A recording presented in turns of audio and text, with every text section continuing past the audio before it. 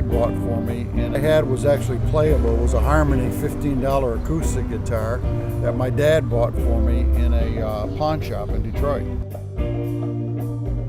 I had a couple of cousins up in northern Michigan, and I went up there in the summers for a couple of weeks when they were playing acoustic guitars and doing country and western songs. So I saw them doing that, and they showed me a few songs, and then I went back to Detroit, and I had to learn off the radio, and that's how I learned. Because I was there when it was just starting, when rock and roll was being created. So I remember I had a record, Maybelline by Chuck Berry, and I took this to a guitar instructor. He didn't know what Chuck was doing. So we had to learn the hard way by playing gigs and learning them off the radio. You know what, all of Chuck Berry's stuff, and Jimmy Reed and B.B. King, and the rockabilly stuff, Scotty Moore with Elvis and James Burton, who I've gotten to know, all that stuff started it out. And at 15, I did my first record called I'm Gone by Vic Gallen. At 16, I was working 2 nights a week already, playing in a band called the Pyramids, and I would play Friday night at a teen club, and Saturday night we'd do weddings.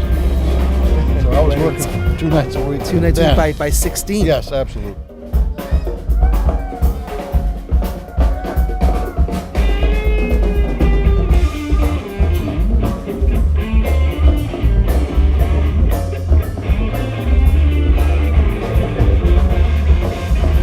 I got out of the Army, and I was out of the service for 2 years. For 2 months, actually. I put 2 years in the service.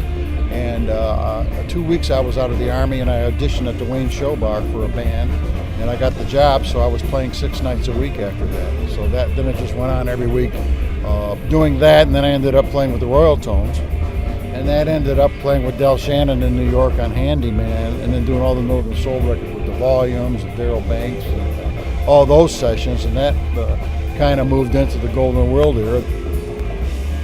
I got the job at Golden World, where I got a phone call to come do the session. I said, well, when's the session? And they said, well, we're in the middle of it, and we need someone who can read these parts. So then I was there doing J.J. Barnes, Real Humdinger, and Stop Around Sight with Ellen Starr, so I was there every day.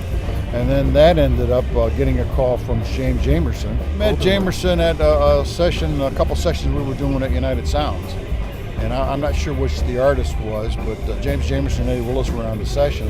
And then one of Motown guys caught him on the session at 4 a.m. in the morning, Ralph Seltzer, and he fined him for being on the session. And then he called me one day and said, I want to introduce you to Hank Crosby. Hank was the contractor at Motown, and he was also Stevie Wonder's producer, and he was working for Barry. So he said, well, Jamerson's putting together this band upstairs at Golden World, because Motown had bought Golden World by then. And it's for the producers to experiment and get some new ideas. So about 3 weeks later, Norman Whitfield came in, and he had a chart on this song called Cloud 9. So I pulled out the wah-wah pedal I happen to have and put it on the intro, and Norman says, that's it, that's what I'm looking for. So I did the real session with the Temps 2 weeks later, and then I was at Motown.